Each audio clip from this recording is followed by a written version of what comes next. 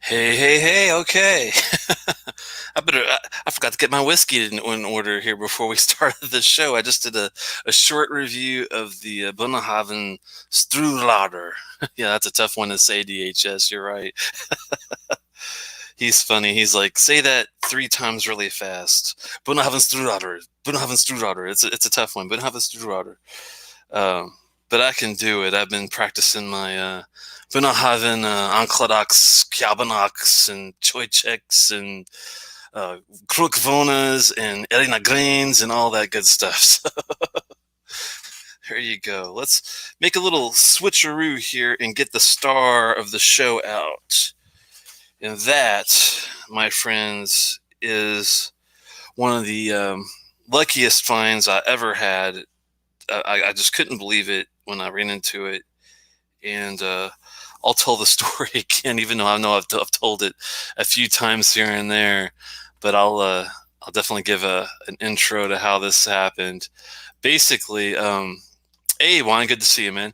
Um, I was just looking for new whiskeys, and all the time I like to try new places that I haven't been before, especially if they're like in decent sides of town that aren't very well known. They typically have the best uh, scotch available that doesn't sell very fast. So you might run in there and find a Lefroy 18, and I've been able to do that before for $90, like retail prices, or even marked off. Like I think it retailed for like 110, 120, maybe at the time, and they marked it down to like $90 because it sat there for years and years and years and never sold.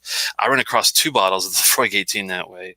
Well, one time I was looking down where actually really close to where I live, and but a little farther down south. And I just walked in and I thought, you know what, I'm going to take a look and see if they have anything. I didn't feel like they were going to have a whole lot because it was kind of a smaller store. And they had your run of the mill like Glenmorangie Signet, and they had, some Johnny Walker Blue Label, and they had, I'm sure they had like excuse me, like a Macallan 1518 kind of thing. Your Lafroy 10s and your Ardbeg Ugadals and just your basic stuff. Well, after looking around, the guy's like, hey, you looking for anything? Can I help you? And I'm like, well, I kind of know what I'm looking for. And I looked around and I didn't see, do you guys ever get any specialized, Ardbegs or Lafroigs, anything like that? And he's like, well, we don't, but I actually have a few bottles you might be interested in. I'm like, oh, really? Okay. Well, what did you have in mind? And he's like, well, I've got a Ardbeg, and I got two Ardbegs, three Ardbegs actually. And I'm like, three Ardbegs? Okay, what are they? And he's like, well, one's the Blazda. And right away I was like, wow, I've never tried that. That's one of those rare ones to find, especially now. It's been out for many, many years. And it's not heavily peated. It's a very low peat level. And I was interested in that. It's only 40 ABV, but I figured for a weird Ardbeg, it'd be worth trying it. I'm like, well, what else did you have? And he's like, I've got an old 2008 Ugadal. I'm like, ooh, that in itself is worth a lot of money. I'm thinking in my head. I'm not telling him this yet. And I'm thinking, well, that's going to be probably pricey. So we're already up to probably $400 or $500. And then he tells me he's got a Supernova. And I'm like, oh, okay. I'm thinking he's thinking like 2015, 2016. This was before the newest release. And I didn't know these went back to 2009. I didn't know it was that old of a whiskey. And so he just said Supernova, and I'm thinking to myself, well, he's going to want probably $700-800 for this. There's no way I'll be able to afford that right now. And I'm like, how much were you thinking? And he's like, a few $100s, a couple $100, something like that. And I'm like, what? And these are all unopened in the box, ready to go. And I'm thinking to myself, I can't, I don't want to be that guy that swindles the hell out of somebody, especially if he's being nice to me and he's, offering me these secondary, deal. I'm like, I just came out in front and said, I don't know if I can afford this. And he's like, oh, I understand the secondary market, and I appreciate you being honest. Because I'm like, yeah, I mean, we're talking a ton of money here. And he's like, no, he's like, I could just tell that you would appreciate it, and you know what you're looking for. So I'll sell it to you for like, I think he only charged me a couple $100. It might have been $3 at the most, but I was like, wow. Because right now this is selling for like $580 to $600 a bottle. Like right now you can buy it, but man, it's like crazy money. So I'm like, got so lucky with that find. Sorry for the old long ramble, but it was a good story. So it just goes to show, don't be afraid to ask questions of your whiskey guy. Form relationships with your whiskey people. It makes a boatload of difference on finding things, even if it's not for the store. A lot of these guys have their own collections, and they don't really drink everything they get, and even want to drink it all. But if they find the right person that they know is going to appreciate it like we do, and I'm talking about all you guys out there, then they're going to be inclined to sell it to you and not try to price gouge the hell out of you for that. So that's just a kind of a good way to start. Let's get a pour going on. I'm out of glasses. Hold on. Let me get a glass here. I'll be right back.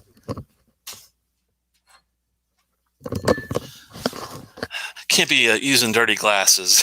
This deserves its own pour. I'm going to go ahead and pour it while we wait for a malt to join us here. Oh, yes. No coloring, no chill filtering. 58.9% of beauty. Oh my goodness gracious! I don't even know what to say. This is gonna be crazy. Did a store pick on Saturday, Indian gas, so I brought an Amaranth Rare bottle. Next thing you know, one of the big shots brought a nice bourbon, a super rare to shine. Nice. See, that's the thing, man. You get a good rapport with these guys, and it makes a huge difference, right, Malt? Yeah, it totally does. Huge difference. I love catching them off guard. It's just too fun. Happy Hurricane Tuesday, my friend. Oh yeah, man, it was a little crazy, but I'm just glad I didn't either melt away or drift away. Malt and I live on the coast, so it is a bit different out here when you're dealing with hurricanes, unfortunately. Yeah, man. I got a heroic dose of it at about 6 o'clock this morning with tornado warning south of Philly. And then it was torrential downpours, crazy rain and wind until about 1 this afternoon. And then it was partly sunny skies and near 80 degrees. And it was like, wow, this is an interesting exercise in contrast. How are you, buddy? Pretty good. Before I forget, I want to say a big hi to Mark Broda, one of the Scotch for Dummies, just joined tonight just to get it. Yeah, I'm excited to get a pour of this, man. This is going to be insane. Oh, yeah. I was telling them my little story about running into that guy at Cheers Wine and Spirits down in Arnold, Maryland with the this bottle and the Blazda, and he had the old Ugadal 2008 for like a couple $100. I'm like, wow. Because this bottle right now is selling for like $580 to $600 right now. It's crazy. Shit, man. Yeah, it's insane. I was looking it up trying to figure out what do I tell these guys the market's going to charge them nowadays, and I found 2 bottles and they were both about, one was like $580 and one was like $600. I was like, damn, that's crazy. All right, yeah. Well, I got the sample here. So I don't know if it leaked a little bit or it bled, but it doesn't have the ABV, or if it did have it for the year, it was a little bit wiped out. Do you? I'll show you. You want to share the specs real quick? Well, I'm going to get this in the glass and get this thing breathing. Yeah, this is the bottle. It's really kind of old school, typical Ardbeg Ugadal Corey Reckon kind of look. I like it. It's this is from 2009. This one is 58.9%. So basically 59% if you want to round it up. And it's the first of the Supernova series. They did do one in 2015, 2016, and they did a really recent one this year or last year.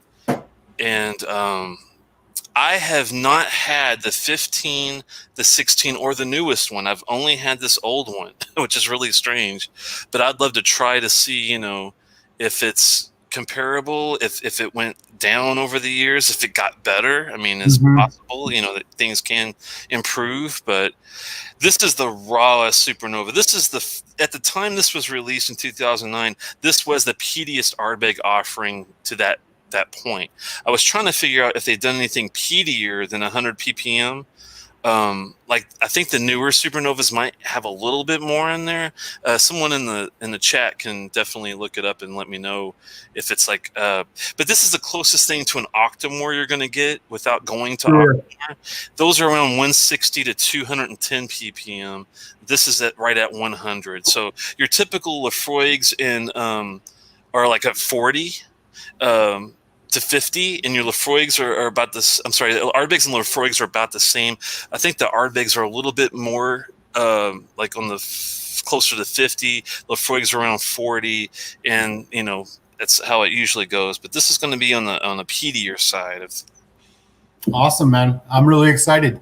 And yeah, just to set the table, for folks who don't know, we've been doing this for almost 3 months now. And we finally got a bunch of samples in each other's hands. We've 2 weeks ago we did Aaron 21, and then last week we did the Ball Blair 1992 release. And so, man, both were outstanding whiskeys too.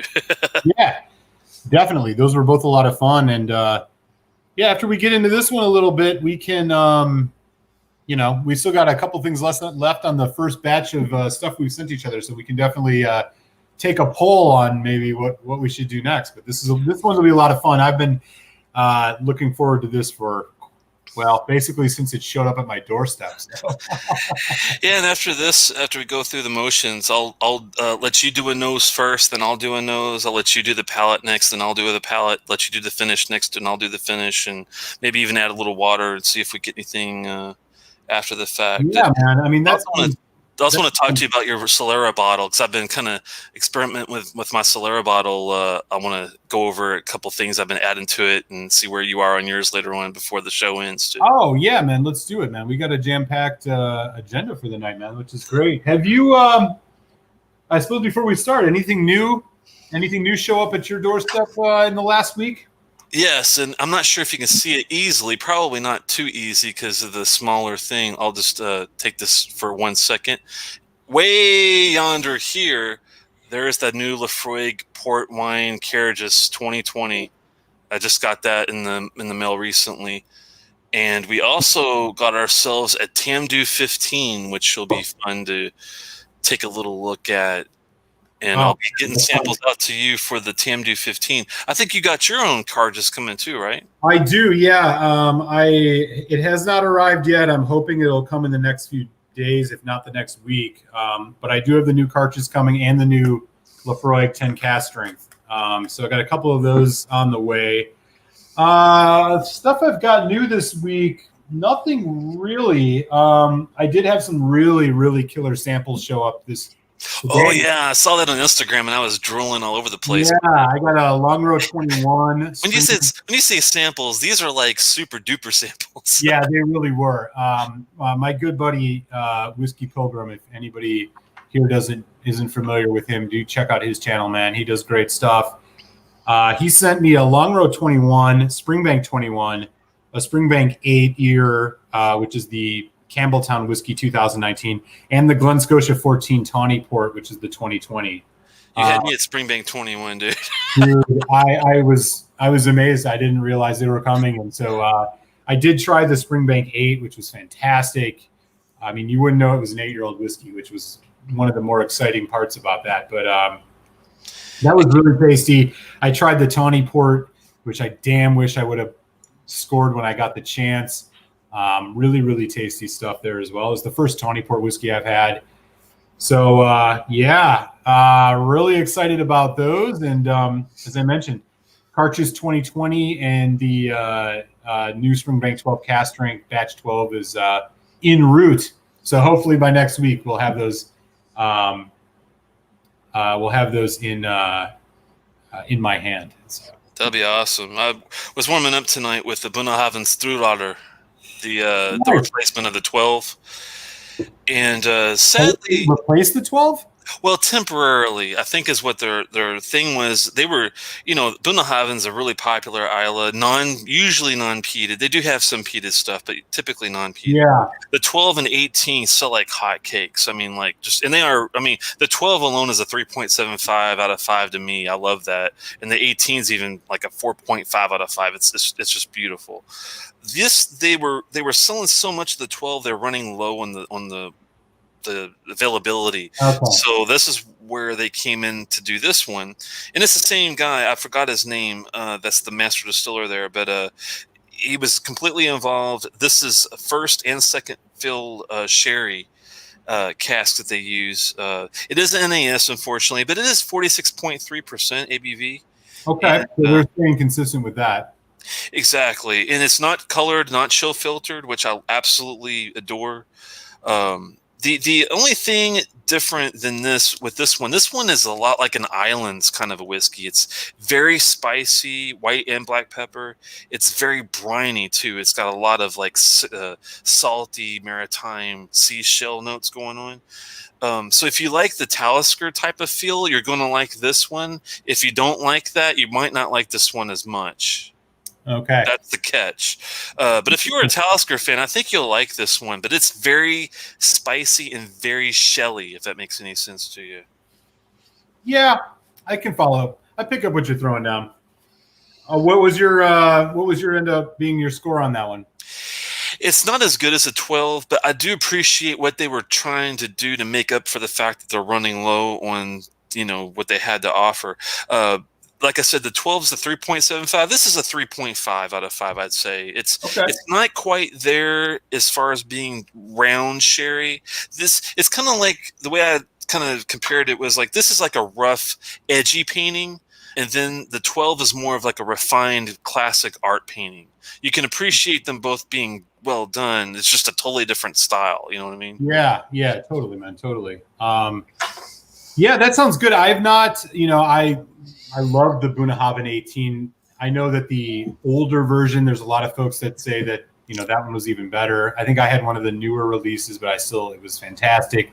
The 12 is awesome. I got a couple other ones that I've had over the years. The Krokvana, which is the peated one, which is travel exclusive, but that one was really tasty. I mean, I have a handful distillery one. God, I think it was the.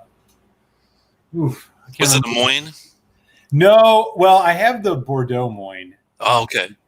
The hand-filled one, I'd have to go back and look, but yeah, man, I just love Bunnahabhain's profile. The same here. It's just fantastic stuff. And the funny thing is, even though it's an island and it's not peated, it doesn't make them any less of an island distillery. They're just, I think, up with the big boys just as much as Lefroy and Ardbeg and all the other ones too.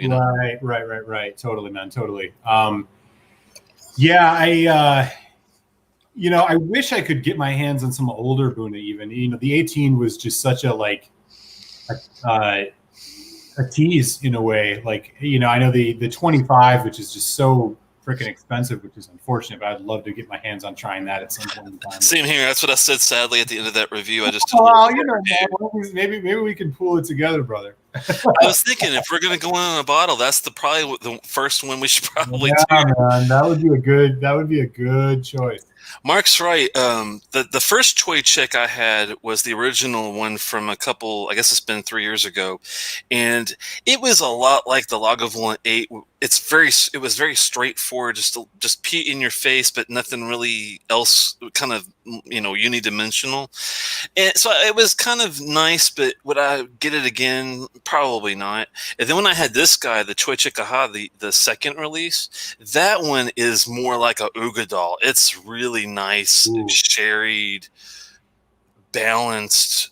I really like that one a lot. So, Mark, have you had that one? And if you had, let me know what you think of that one, because I like it a lot. And you're right, Dram. It's Bunnahabhain on the side. Yeah. Man, that sounds delicious. I've been setting my palate with a little bit of an Altmore 12, which I've been finishing up on, which I enjoyed quite a bit. Yeah, it's pretty tasty. Very much kind of on the dessert side. A lot of vanilla. I don't know if you've ever had this one before. When we were doing our tour of Altmore, the guy that was that got that distillery, he went and splurged and got the 18, and it's really good.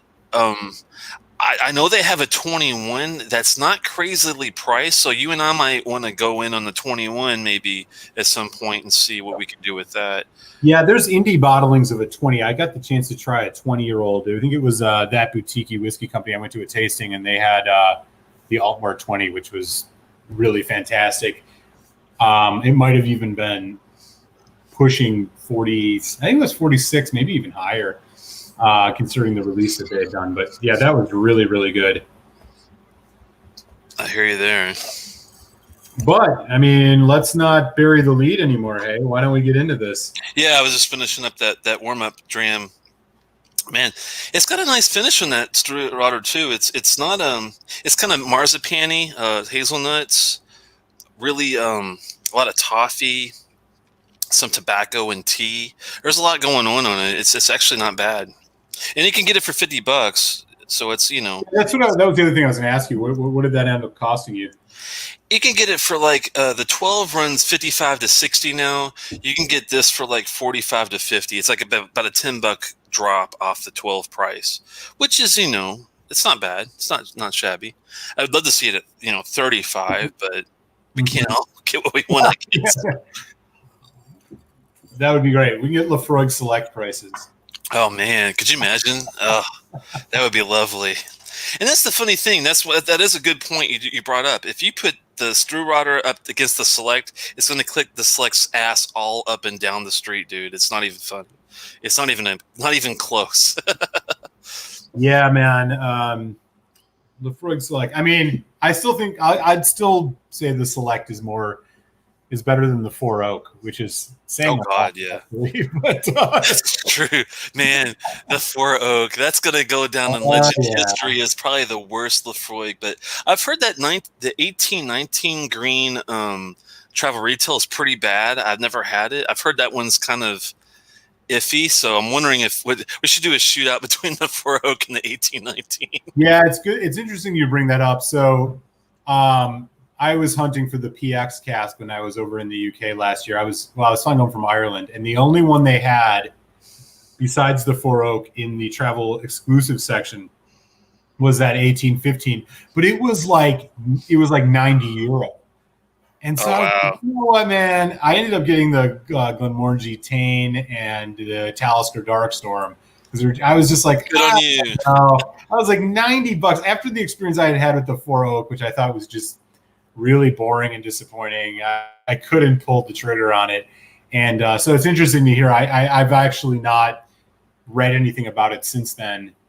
But yeah, it was, I just, something, you have one experience and it gives you caution, right? And my experience with the Four Oak has certainly given me that. Although I will say the PX cask was tasty. I'm not sure it's like worth the price, but it was tasty enough.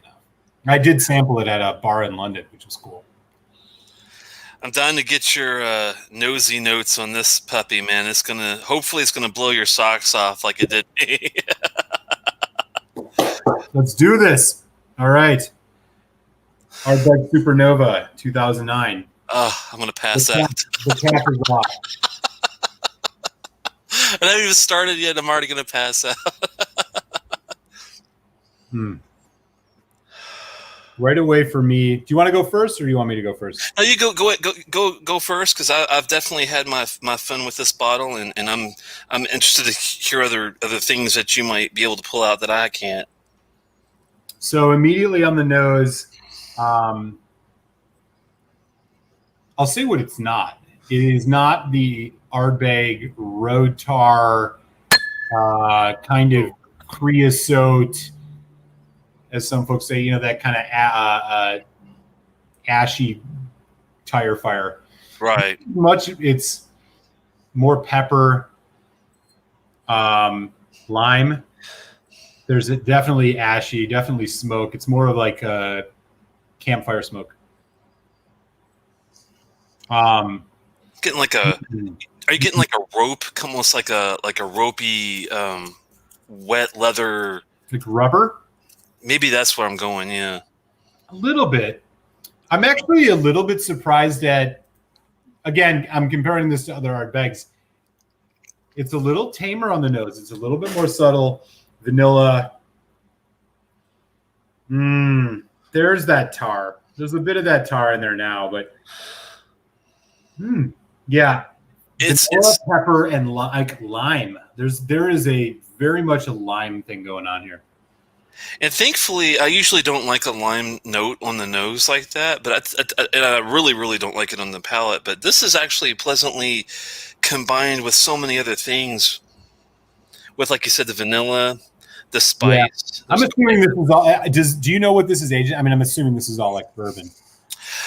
um, I tried to find, do my best to find. I know there's Ooh, man, vanilla cream. It's yeah. getting a nice kind of vanilla with, again, it's like salty. It's like salty vanilla, and then there's pepper and lime.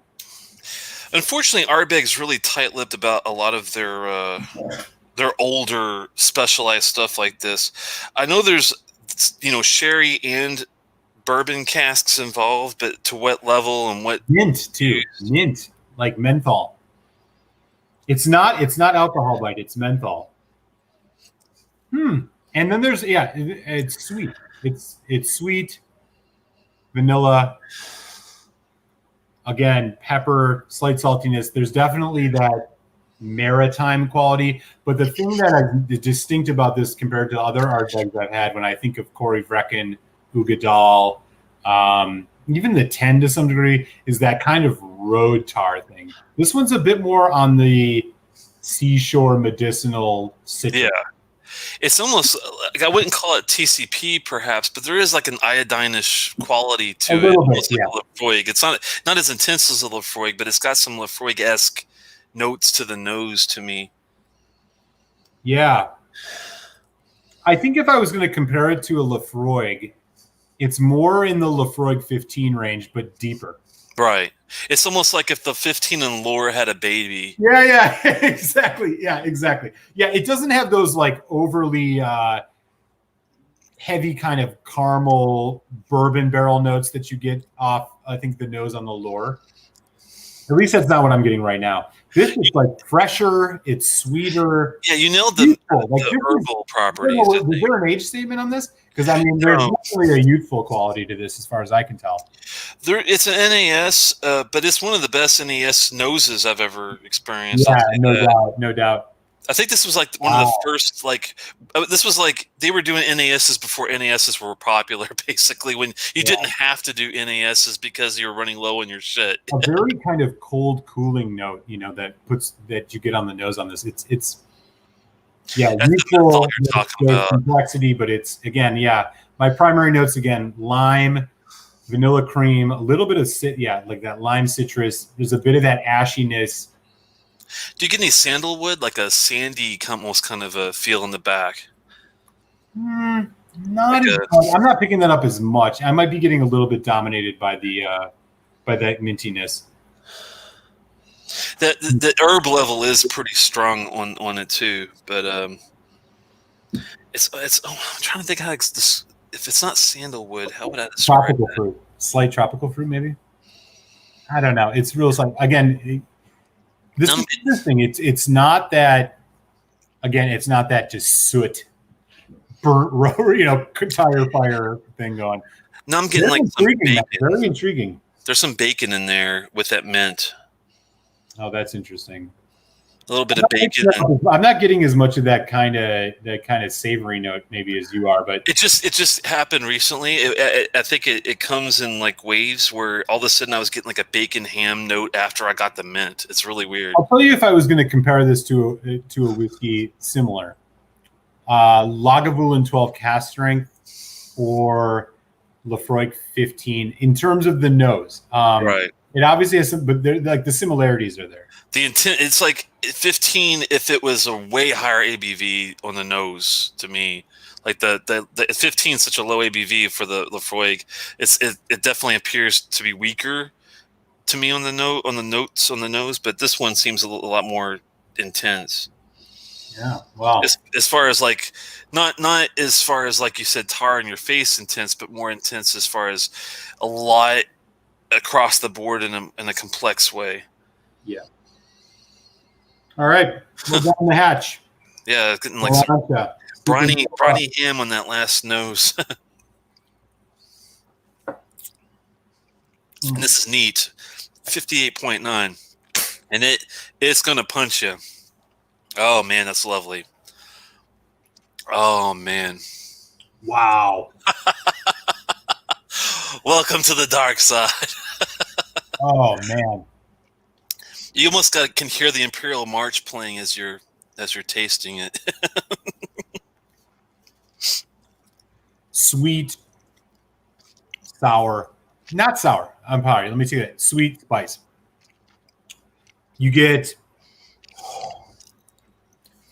holy shit. That is an intense whiskey. Delicious.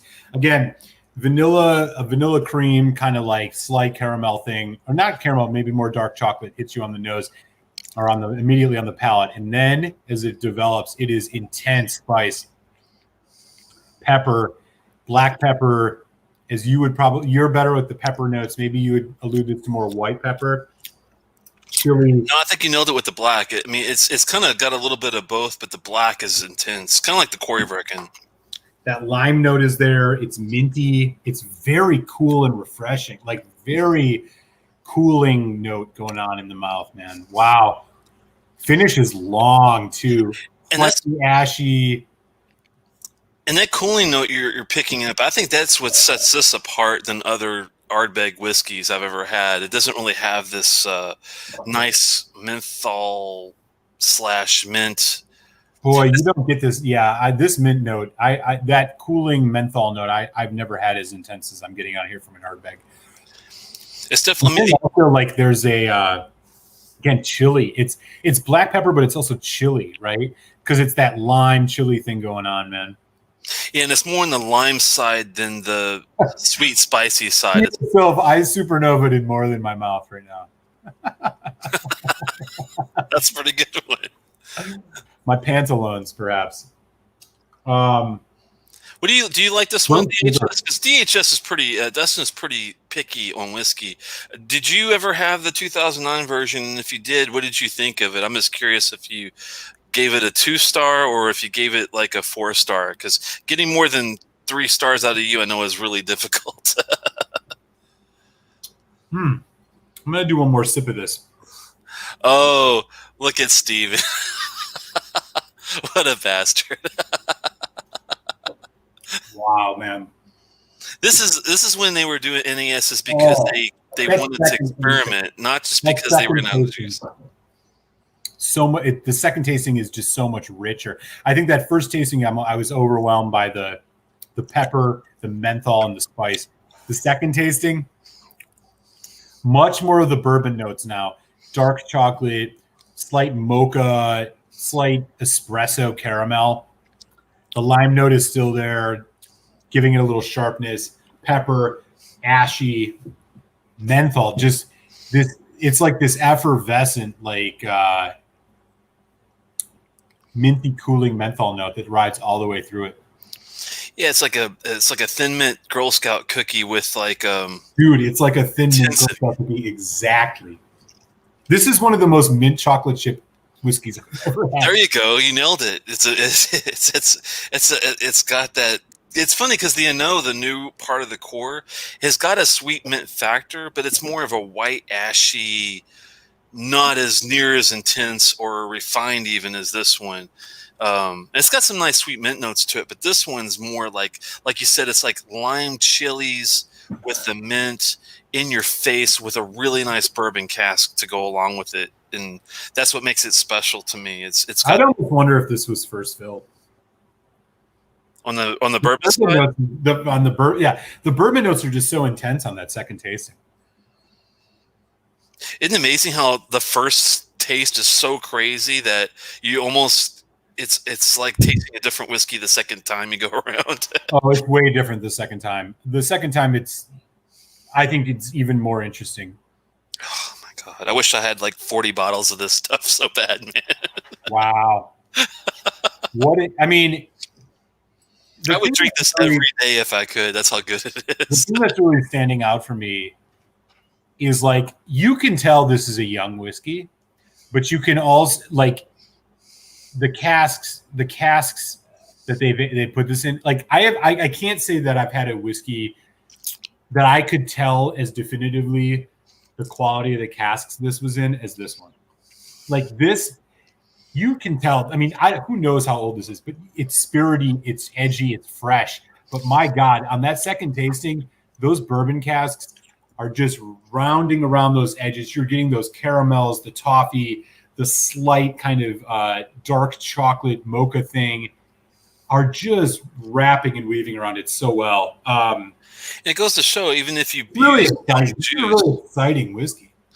and it goes to show, even if you are using some really young stuff in there, when I'm sure, like you said, they probably do have some 3 and 4 or 5 year stuff that's got that lime chili new kind of feel to it, but they've got so many other influences from the casks in here. I'm not sure how long it went in, to the bourbon slash cherry casks and all that. But like you said, if you've got really good quality casks that you're using and you're using multiple ones, it can only be really good, I would think, if it's, played right. But yeah, this is good, man. I'd love to put a little bit of water on it. Yeah, good idea.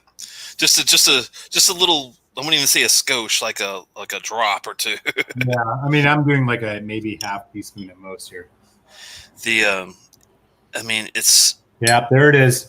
Like clockwork, those bourbon notes popping through a lot more with water. God, that lime. Yeah, and it's funny. I don't like the tin by itself that much because the lime is so in your face. This has got so much other complexity going on to me. It really, the lime doesn't bother me on this one. It's kind of like grapefruit and lime to me. I really hate grapefruit and lime. So for me to say that, it's I'm not getting as much of the grapefruit. It's very much straight up lime for me. No, I'm just saying, like, you in general, if I get a grapefruit or a lime note, I really, really hate it. But with this, it's so good and well-rounded that it doesn't bother me that it's got that lime note in there. Have you opened your Trevan yet? I have not. It's still unopened, sitting over there, actually, matter of fact. I'm curious how this one would go with that.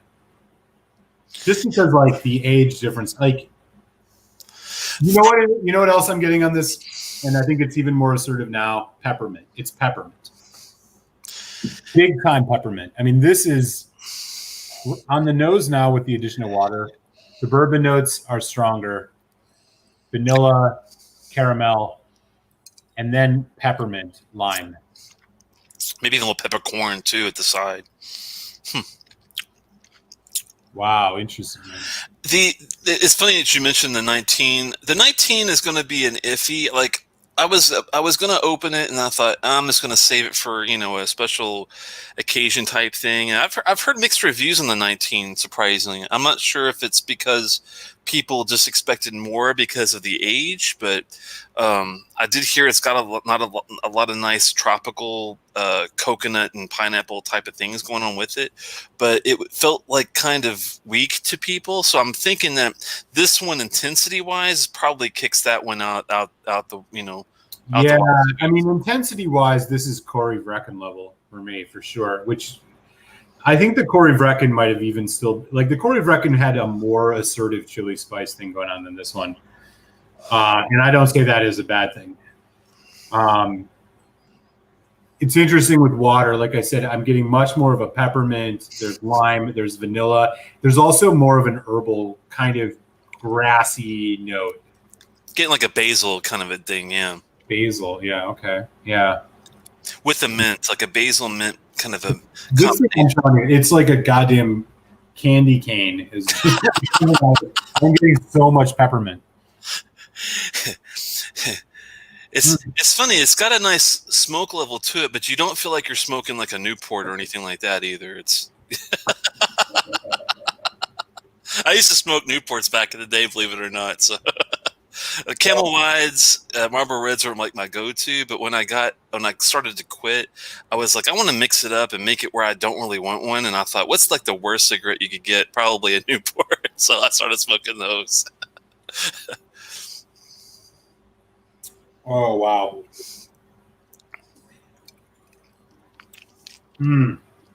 Yeah, this is good, man. The palate with water, it's even more lively. Like, everything seems turned up. I get more spice levels, like for sure, level. For sure. But everything is just like existing. It's like there's a snow globe that's made of peppermint, and everything is moving around within it. Nice and unfinished. It's more of a nougat vanilla kind of thing now. It's sweet. It's like a Mars bar, sort of. Yeah, right. With that still mint still hanging.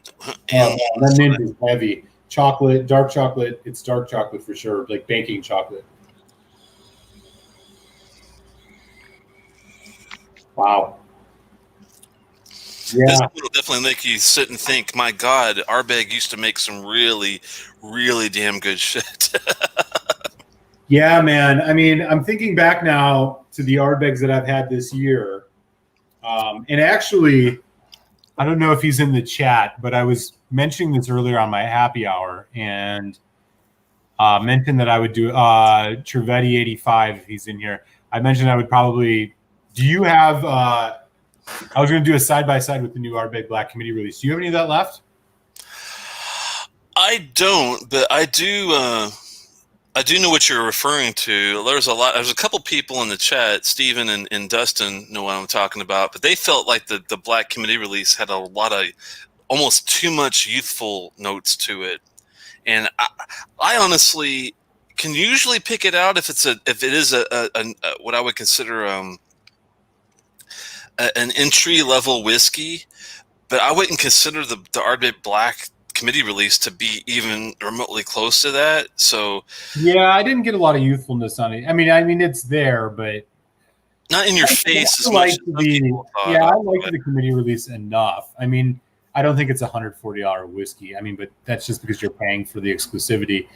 I mean, it was a step up from the drum for sure. 110 was a reasonable price, I thought, for all their special NAS yearly official releases. You know, I'd say 110 is where they should keep it if they can. 120 at the absolute most, but 140 is just we're stretching a little. You know what? I'm going to grab it just for posterity. Give me 1 second. Dustin said that he just pulled out the Ugadal today, and he thought it was night and day better than the black. I mean, I'm not saying. I mean, I agree with him. I think I do prefer the best thing they make. I do prefer the Ugadal than the black, but I'm not going to say it's night and day difference. You know what I mean? I mean, that's like saying, to me, night and day difference is like comparing this Ardbeg Supernova to the NO. Now that's a night and day difference to me. Because the NO is an entry level, you know. Yeah, the NO is actually my least favorite of theirs. I know we've went back and forth about that before. But there you go. I mean, that would be night and day. But to me, the Black Committee release versus the Ugadal, yeah, I do prefer the Ugadal. But we're talking maybe like a 1 star, half star difference to me on the two between. I love the nose on the black. Yeah, these whiskeys are so different that it's hard to even compare them in like a way that makes sense. I just think that price wise, you know, black versus Ugadal, it's not even a question. I would tell anybody to get Ugadal every day. Right. Dustin thought that Ugadal was a 84 and the black was a 50. I don't know if I would go that crazy. $84? No, he out of 100, I think is what he's saying. Oh God, man! I mean, 84 versus 50. In my case, I go even higher on the Oogie. I just love it. I would give it like a 94. I've had it, to be honest with you. So I would give the Ugadal like a 94 out of 100, and the black maybe like a 74. I mean, that's my difference, you know. Yeah. But he's like 50 on the black, dude. I mean, that's like freaking. Wow. That's like ultra low to, but you know. There are lots of people that agree with him, though. I'll give him credit. There was a lot of people that were agreeing with what they were saying about the youthfulness of it, but I'm like, I don't know, man. I thought it was a hell of a lot better than a drum. So I mean, how old do you think Oogie even is? I can't imagine it's over 15 and plus some young stuff. I think they mix like maybe some 15 and some 7, something like that. I'm assuming. But it was so crazy what I thought they were saying. I actually reached out to Ardbeg specifically, and I was like, "Hey guys, we're having this big debate on the youthfulness of whiskey, and I'm a big fan of it. They do usually like your stuff, but there's been some talk about what's the age level of the black, what's being used, and they gave me the whole we can't disclose information kind of crap. But sure. They were just happy that people were talking about their whiskey, Right. which it's what it's partly about. So, and there's no right or wrong really, unless you get the recipe to what's the really ages there. But right. don't you think the black is probably a mixture of like 12 to 15 with like some I 5 don't know to if it's 6? that old. I mean, it's 5 hard to to 6, tell, right? Because like if you took really young stuff and mixed it with 12 to 15, don't you think it would kind of even itself out? Or maybe that's what he's detecting is there's so much youthfulness. They use like 75% 7 and only like 25% 10 or 12 or 15 or whatever. I don't know though. I mean, here's the thing with the black. Like, I think all these committee releases are probably really young. It's because of how strong the flavor is from that Pinot. Like, pretty difficult to tell that it's super. I wouldn't say it's over 10. I don't think it's even 10 years old, to be honest with you. Wow. I think it's in really good casks, which is what's imparting that much flavor, and that probably masks how young it is. I mean, I think that's kind of the MO for this stuff, to be honest with you. I couldn't tell. I mean, if you poured me a 15-year-old Pinot Noir aged whiskey, then maybe I'd know, but I've never had one. So that's the thing. It's such a new type of cask that's used. I'm really eager to see how well the new Carriages is going to go, because the Carriages, the only reason they probably did these red wine casks is because Ardbeg was doing it too. It's almost like everyone gets in the same train. Man, I gotta tell you, just to come back to like finish up on this Supernova, this is getting it's getting better and better by the sip. This is a 5 out of 5 for me. It's my only 5-star whiskey I think I've ever given one. But I think I'm probably right there with you. I mean, I'm in that like probably. I mean, price wise, obviously there's like a bit of a challenge, but I might have to ding it for age, but I mean, when they don't tell you what they're using for their recipe for their blending, it's really hard to knock them for age, because there could be some like 20-year-old shit in here we just don't know about. That's what. Right. Well, totally right. Totally. I mean, because they in Dustin's defense, they might be only using like 0.005 of it to make like some sort of change, but just the fact that they've got it in there makes a difference, This has gotten so good. I'm with you. I mean, I think this is a 5 out of 5, if not a 4.75 out of 5. I mean, like I was gonna say, the only thing I can knock it for maybe is age, because the ABV is there. My first taste, I was like, okay, I was more in the 4 range because of just how minty it was. But I'm telling you, with the amount of time it spent just sitting in the glass for the last 10 minutes, combined with a little bit of water, the explosive nature of this, how much more like complexity the bourbon cast stuff is coming through, and it's coming through in such a way that it's like so harmonious with that cool mintiness of this. It's a treat, man. This is a serious treat. This is probably the best Ardbeg I've ever had. And I say that as somebody who thinks like I think Uigeadail. Like at first I was like, this is Corey Vrecken-ish. Yeah. Now I think it's much better than the Corey Vrecken, and which is saying a lot because I think Corey Brecken's awesome. I mean, this is 4.75, just like off the top of my head. I might even go higher. Yeah, the only thing close to me, Ardbeg wise, like looking back at the plethora of different ones I've had the luxury of being able to try, the Dark Cove is up there. The committee release of that, I think, is as good as this one. I give that one a 5 out of 5. The only other one I think that comes close is the Ardbeg. I'm not sure if you ever had a chance to try that one. It's a Manzanilla. No, I haven't. I unfortunately haven't, man. Forgive me just a second. I'm having a chair issue. Can you just? That's okay.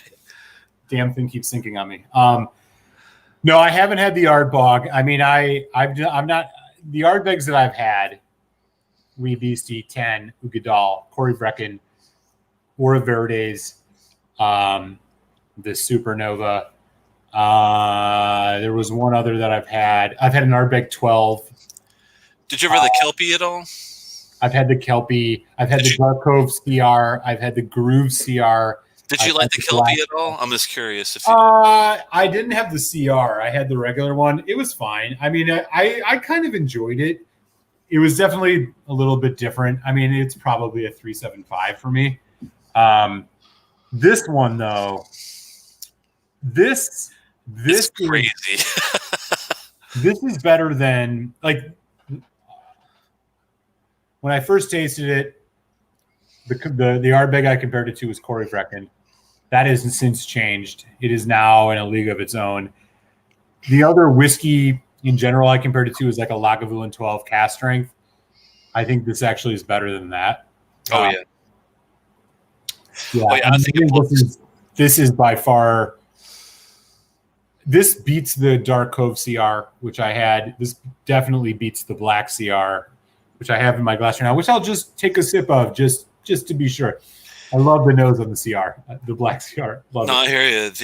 No, I agree with. The only thing I'm not disagreeing, but the one that really I love to death, and I always compare every high end release to is that Dark Cove Committee release. I think it's about, to me, I love that one so much, and I do love this one just about as much. It's richer. I think it's richer than this one. Like it's got richer, darker notes. This one, that mintiness, that bright kind of citrus. This one's definitely brighter in your face, like I'm going to punch you right in the nose, kind of a thing.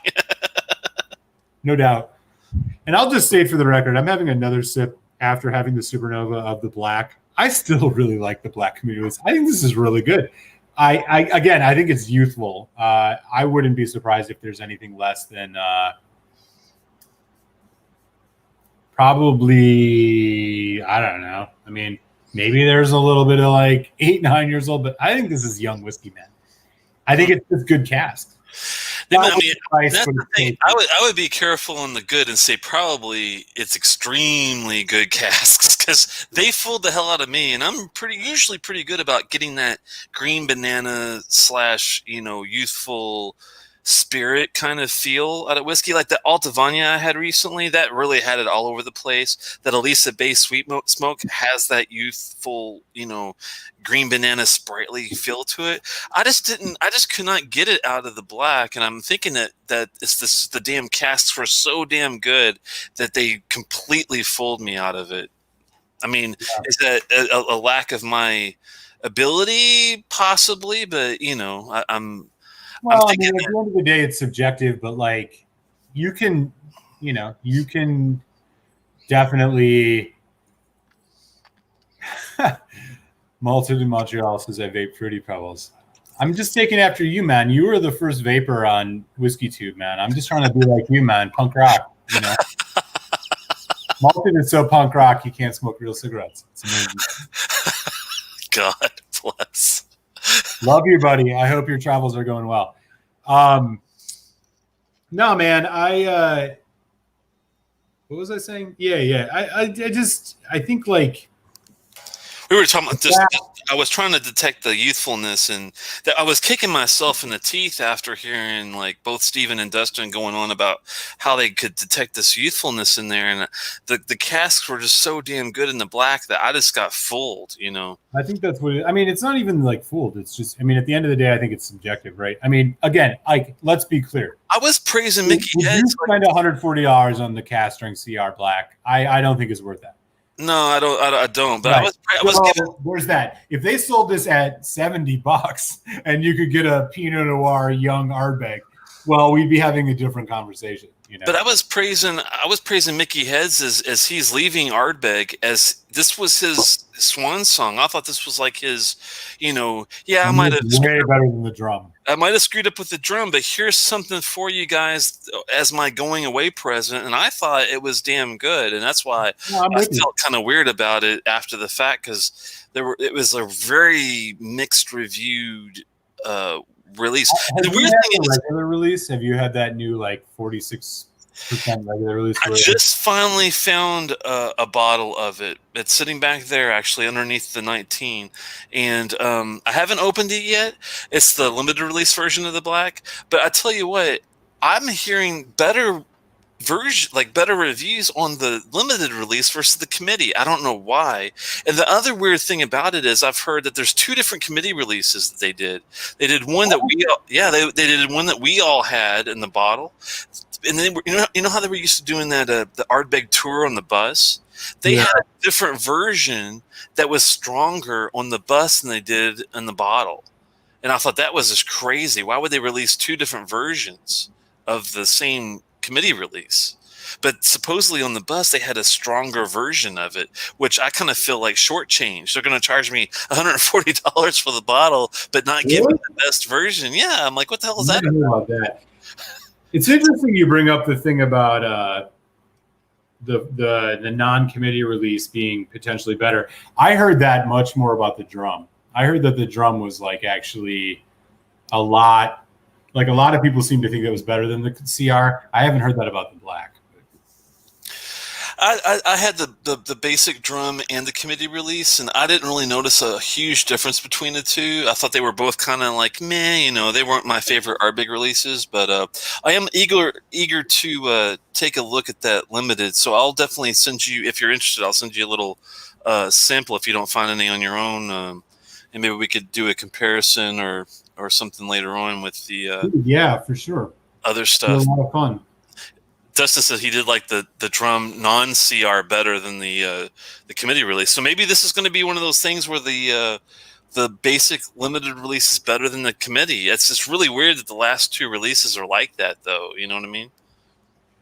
Yeah, I don't know, man. I mean, at the end of the day, look, like all of these are, I think, fanboy releases. I wasn't going to buy the black after the drum, but I walked into a store and I made the mistake of asking my guy, hey, yo, man, you got the black? He's like, yep. And I'm like, oh, fucking A, I'm spending another $140 because I just had to do it. And I don't care because it's fun, right? Like, it's fun. I enjoy the black CR. I don't think it's, the God's gift to Ardbeg whiskeys, but it is what it is. It's not putty paste either. No, man, and it's way better than the drum. So like, That's all you got to say right there. And the drum is not a shitty whiskey. It's a 3.5 ish. It's 3.25 to 3.5. I think I gave it a 3. Oh well, I was probably had a lot that day when I gave it a score. Hey man, it's all in fun, right? And like at the end of the day, there's a difference between being able to like pick apart, quote unquote, quality in the sense of like I can objectively know that this has got XYZ going versus like I just enjoy it. And I'm fine with just enjoying it, but just enjoying it comes with a price. And for me, personally, the philosophy that I've been building on this is like there are a lot of whiskeys that are probably young, maybe not the most high quality that I enjoy, but I'm going to mark that accordingly. And like the thing about things like the black is, dude, you're paying because you want the exclusive Ardbeg that like this is what it is, you're not necessarily buying it because you think it's not a 15-year-old Ardbeg, like a 15-year-old. I wish it was. Black, right? You're buying it because they're going to sell it to you and you're interested in it. That's true. I mean, you can subjectively like it, but also objectively understand that, like, yeah, it's not the like biggest, the best thing that they put out. There's two things every year that I go for though, and it's always the Ardbeg release, which is usually earlier in the year, around March on the committee release, and then the limited comes out in June, and then I'll always go for the Carriages release from Lefroy at the end of the year. No doubt. Those two are my go-to. I mean, and recently I was able to pick up a Lagavulin 18 Fischl from a couple of years ago. I didn't get the 19, but Lagavulin has some really good Fischl releases too. Are those your favorites too, or do you have any other ones that you really seek The thing out? I go for every year, there's 3 of them. Lefroy Carchis, Lefroy 10 cast strength, and Oh yeah, the batch differences. Elijah Craig barrel proof. All 3 releases. Those are the 3 that I try to get every year. Those are whiskeys that I just love. Ardbeg, like, yeah, obviously I got the drum, or I'm sorry, the black. Had he not had the black that day, I wouldn't have ever had the black. I'll just be clear. I wasn't Right. looking for the black because I'll be honest, the grooves I liked, but the drum threw me off, and I was like, you know what? It popped the bubble. I was like, you know what? I'm not going to spend $140 on this, whatever, or $120. But now the black was $140. So yeah, I mean, I get the Cartridge every year. I get the cast strength every year because I think Lefroy 10 cast strength is the best thing they put out. And I think, and then I get the Elijah Craig barrel proof releases because I think they're one of the best things in bourbon. Doesn't Bunnahabhain have a? I think Bunnahabhain does a official release every year, don't they? Or I can't remember if they do or not. Good luck getting it. Yeah, that's the problem with those guys. Is it's really tough to get your hands on Moyne or whatever Oloroso release or whatever on the side. I do have a bottle of the one from last year, the Bunnahabhain Moya. It's the red wine Bordeaux. Maybe we can taste that one of these days. That would be cool, definitely. Because I've never had a Moyne. I know they're they're usually peated, right? Yeah. And they're pretty good from what I've heard. Kalila's got some fish chill releases. I never tried a Kalila one. Have you ever had one before, by chance? Nope. That would be interesting to see what it's like. I'm not sure if it's a huge difference. The best Kalila I ever had so far has been a Berry Brothers and Rudd cast strength. It was like 11 years. Unbelievable. In the chat, let us know if you've ever had a Kalila Fashil release. I'm just curious if any of them are worth tracking down, and any other Fashil releases you guys like that you think that are worth seeking. I'm kind of curious because the only ones I usually track down are the Ardbeg and the Lefroy ones on a yearly basis, pretty much. At this point. If I'm not mistaken, back when I lived in DC, Telex, you were the one who was like, "Yo, man, head out to Virginia." Where was it in Virginia that had the grooves? Vienna. Vienna. And I drove out there, and sure as hell, they had 2 bottles of it there, and I was like, yoink. You were lucky, man. Yeah, that it's funny because that place. I'm not sure if you realize it or not, but there was after that year, someone. I'm not sure why, if it was what kind of accident it was, but someone drove through the front of that store, and they had to close it for like a while. Really? And it was the one that Mickey Heads visited, right, in 2018. Yeah, and it was it was the year during the drum that I was trying to find it, and I was like, "Hey guys, when are you going to have this?" And the store wasn't even open, and so I was calling all over the place in Virginia. I found it at a different place, a different way, but it was crazy. But thankfully, they opened it back up after they had to fix all that. But they were closed for the year after the grooves, which I guess was the drum release. The Kelpie one I thought was pretty good, but it's definitely like a German breakfast sauerkraut kind of feel, and you got to kind of be in the mood for something like that, pretty much. Speaking of, man, have you had the Wee Beastie yet? Matter of fact, you just gave me a really good idea. Give me 1 second, I'll be right back. Do that. I'm going to catch up on the chat while Telex is off doing whatever he's doing. What's up, everybody? DH Silv, Stephen Connor, Richie Z, Andrew Page, Ben Demon Hunter, all the good people hanging out tonight, man. Thanks for joining us. Any of you guys had the Supernova? I think there was a couple folks chatting. I'd be curious about this new one. I know there's a 2019 Supernova out. Trooper Henry, what's up? Loch Lomond Organic CS17. Yeah, I'd love to try that. I've had the Loch Lomond 18, which is surprisingly good.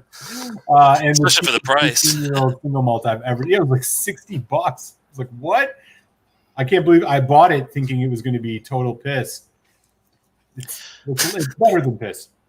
When I found the that limited release black recently, I was looking online, and they also had the 5 Beasties. So I thought, well, hell, I'll pick it up just to see what I think. It's 47.4, and give it a give it a little look. Is this your first tasting? Not my very first. I did a neck pour taste. This is my first after the neck pour, if that makes sense. Yep, got you. Yeah, I'd be curious what you end up scoring that. I'll tell you my thoughts on it when you get a sec. I'm going to go take a quig, and I'll be right back. Let me pop it in here. The first note I get off the Wee Beastie, wow, coming after the Supernova, it's like a complete mind fuck almost. It's got a bit of a licorice, almost like an anise type of note on the nose.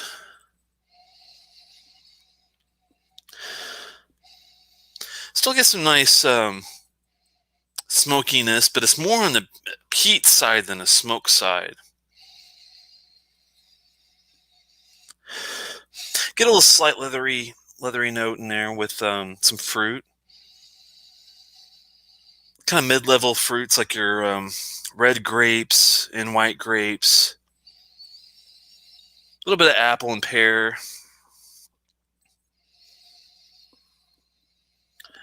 A slight tinge of spice, but not much. Huh. I'm just glad it's 47.4 and not 40 or 43 or 46 even. It's kind of at my sweet spot at being close to 48 as you possibly can. I do appreciate that. I mean, I'm not going to judge its color because it's so young. It's 5 years old. I appreciate they put a year statement on there, even though it's, it is young. That's not bad, and it's like $35-40. It's not expensive.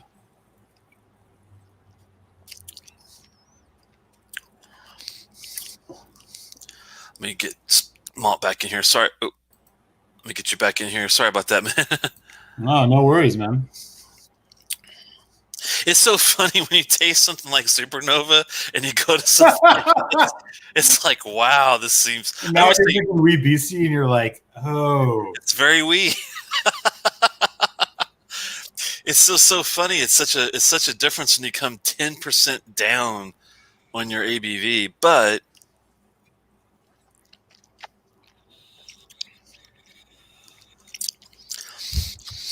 it's got nice flavor. I mean, it's not unfortunately it's not as refined as like the Lagavulin 8, and it's kind of weird to say refined when you say an 8-year-old, but no, I know what you're saying. It's definitely sharper around the edges when it comes to this 5. It's got some nice like licorice star anise kind of stuff going on with like a dark chocolate. It's got a little bit of pepper, but not much. Maybe a little bit of black pepper. Finish is medium. I mean, it's not overly complex or anything, but let me ask you this. I'm curious. If you sat down and I blindfolded you and I gave you the Wee Beastie 5 and I gave you the No, what is going to come out on top? That's a good question. As you know, I'm a hater of the NO. I'll be honest with you. I bet I would. So I actually scored the NO higher, not by much, but I did. In hindsight, I might go lower on it if I tried it again. But then again, I might go higher. Who knows? I would probably take the Wee Beastie. Excuse me. Yeah, it's weird because like I appreciate the No only because I don't mind a very sweet minty white ashtray, and that's what I get out of the No. This is definitely for more of a darker, but yet it's got the fruit going on. It's got that licorice, almost like black jelly bean thing going on in the back. Yeah.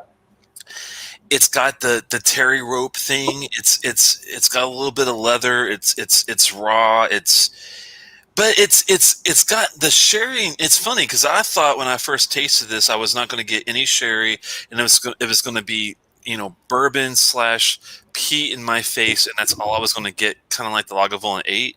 But this one, I do, even though it's not as. It's bourbon and sherry cask. This one is. Yeah. It's crazy, and I even though the Lagavulin 8 is more like refined, quote unquote refined, being an 8 year, this one I think I like a little bit better because of the sherry notes, even though they're so minuscule and they're very slight and not, this is no, Glendronach 12 by any means, but it's a nice peated sherry dram that's really young and really cheap. So it's really tough to judge because, I mean, of course it's not going to even beat the 10, but it's a quality 5 year. It's the best low age statement whiskey that I've had in a while that's underneath 10 years old. But how many age-stated whiskeys do you come across? I mean, the only other one I could think of that's like this is a Glendronach 8 Highland, which is a specialized release that I was lucky enough to have from Yeah. Aquaman, Mr. Lee back in the day. But it's not bad. It's not great. It's above 3. It's not above a 3.5, though. I give it maybe a 3.5, I think is fair out of 5. Oh, that sounds good. Yeah, I'll tell you what. I'll give you my. How about I'll share my preliminary. Well, I'll share my preliminary thoughts on the WBC, and then I'll give you my scores of the Ardbeg core range, and then you give me your scores of the Ardbeg core range, and we'll see where folks in the chat land on this.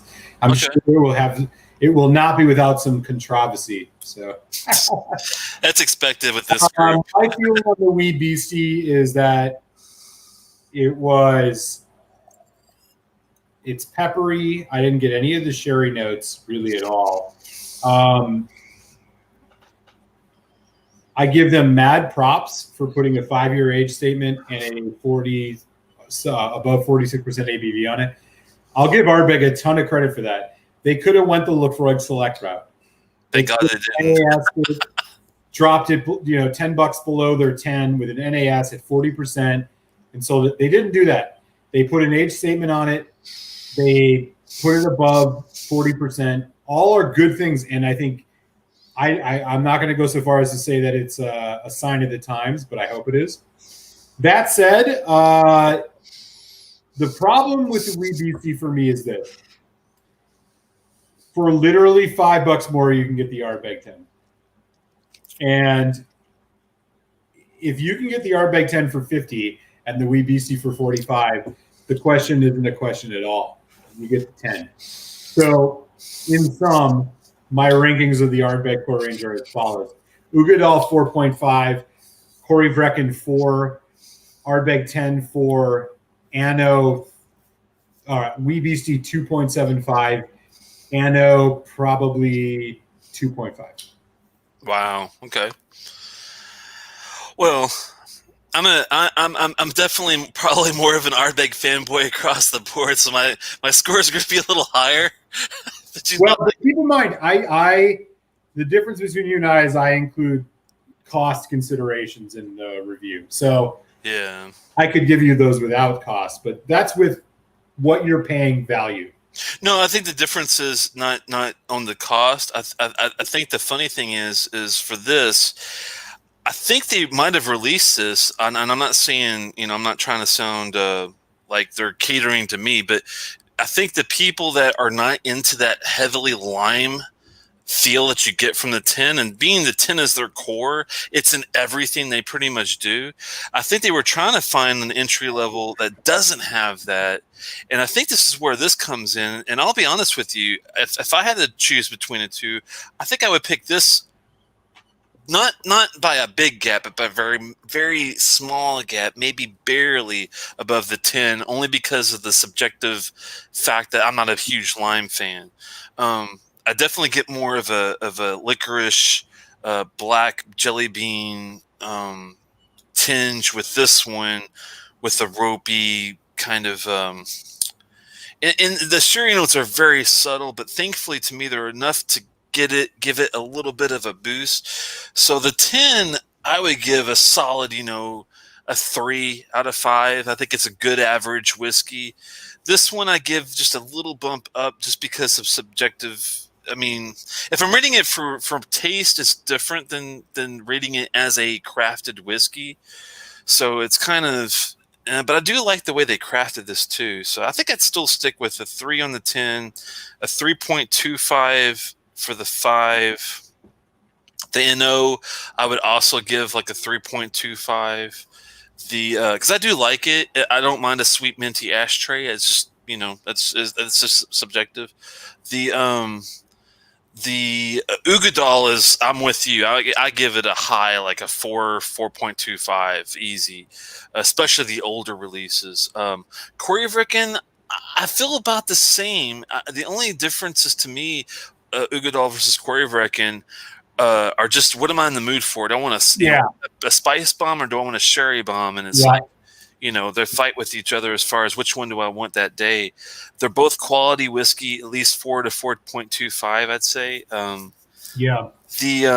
was the last? Am I missing any of them? I think that's all the core. But yeah, I mean, I think they might have done this for the people that are not huge fans of the 10, but don't mind a little experimentation in the way they present it. And I love the fact that it's close to 48%. It's really interesting that you're thinking about this is that way, Telex, because in a way, it's like implying that they weren't just going for like, we want a sub NA, like we want a sub $50 whiskey, but that they're actually like not playing to, but like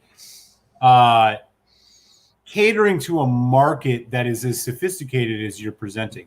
And that is interesting to me because you very well might be right that like the logic behind that age statement being there. This is like feel that way. The people, like, we're not just trying to sell this to John Q. Public who wants a peated whiskey and whatever. We're actually trying to sell it to like, hey, whiskey fans, this is what a young Ardbeg tastes like. I can see what you're saying with that, but I do think that like at the end of the day, I mean, I probably disagree with you a little bit, but I think at the end of the day, it's like they want something to compete on the cheaper range. They put an age statement on it because maybe they have their, finger to the wind, but also are like, yeah, we can sell this for $5-10 less than the 10, and it's 5 years less aged. Why not? I mean, I know Swami's saying that they just wanted to sell a 5-year-old whiskey, but they could have done that without doing the higher ABV, the 47.4. They could have done it without having a sherry-influenced cask. There's two things right there that are big that set this apart. And if you set this and did a blind testing with anybody, I don't care who it is, and put up the Freud Select, which is the equivalent price of this is going to kick the Select's ass up and down the street all day fucking long. And anyone that wants to fight me over that, I'll meet you back outside. Oh, flagpole, 3:00. Be there. You want to face Telex on this? He'll be at the flagpole. No, I'm with you, man. I'm with you. I think you're totally right. My thing is just why buy? I mean, I know you said the lime thing, which I think is interestingly granular. And it's huge, man. The Ardbeg 10 lime factor is like here's the thing. Like it sounds to me that to some degree you're saying like Ardbeg was like attuned to this and said we need a less citrusy lime whiskey that we're going to sell at. Whereas my argument would be they want something under the 10 range that they can sell at $40-some. The problem for me ultimately with the Wee Beastie is just that. It's that why buy the Wee Beastie when for $5 to $7 more you can just get the Ardbeg 10, which I think is freaking fantastic. I agree with you on your like subjective tasting note point, which makes sense in your case and probably in a lot of people's cases. But do you think that's what they were thinking, or No, they are just trying to like get in on that select market? like I said, I don't think they're catering to people like myself that are not big Lime fans on one hand, but the other hand, I think they did when they were sitting down and thinking, okay, guys, we need to add to our core line. We already have a great 10-year-old. We already got a few good NASs. What else can we, Great offer? interesting. Yeah. Yeah. What else can we offer, the masses that's going to compete with the likes of Lafroig Select and, like an entry level from like the Kalila 12 and um, the Bunnahabhain there. I mean, that's Yeah. another, good entry level whiskey. Yeah. This one is a step above all that because of the craft. It's non-chill filtered. It's 47.4%. It's got a sherry cask influence along with the bourbon cask.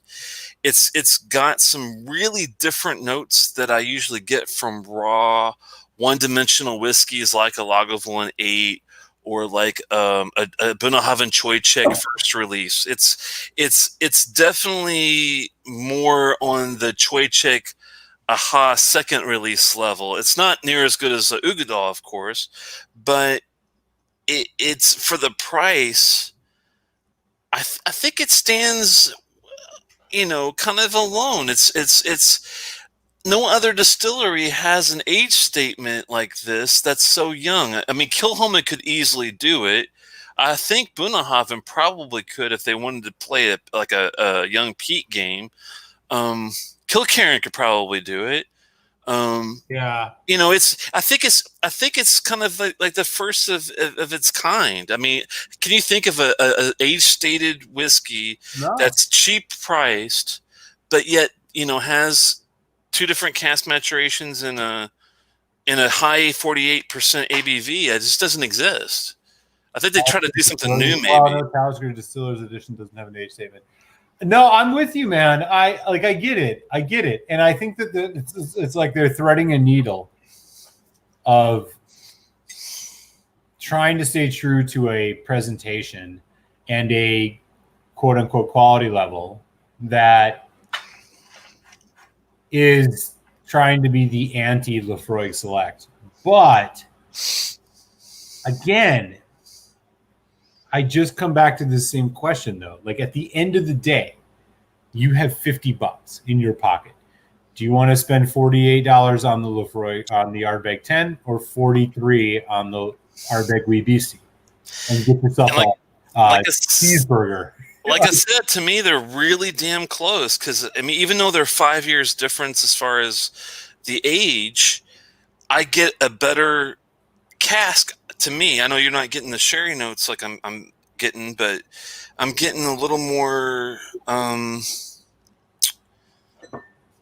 don't know. It is tough to me. The 10 and the 5 is like they're not. I don't want to say equal. I do think the 10 is a little bit better, but not by a whole lot. And is it $10 difference better? I mean, yeah, I guess. Is it worth the $10 to go to the 10 versus this one though? That's where I'm kind of like, for me, I think I would go with the 5, to be honest with you. I mean, I guess it's like if you. Yeah, I hear what you're saying, but I guess it's like if you think age statements matter, and I do think they matter. I do where think you are on your whiskey journey, and you're a guy who's probably had a couple Ardbeg 10s in your life, but like if you are John Q. Public, who's maybe had 2 or 3 peated whiskeys ever, and you are faced with spending $5 more for a 10-year-old whiskey versus a 5-year-old whiskey, what is your choice? Like logically, I understand that maybe.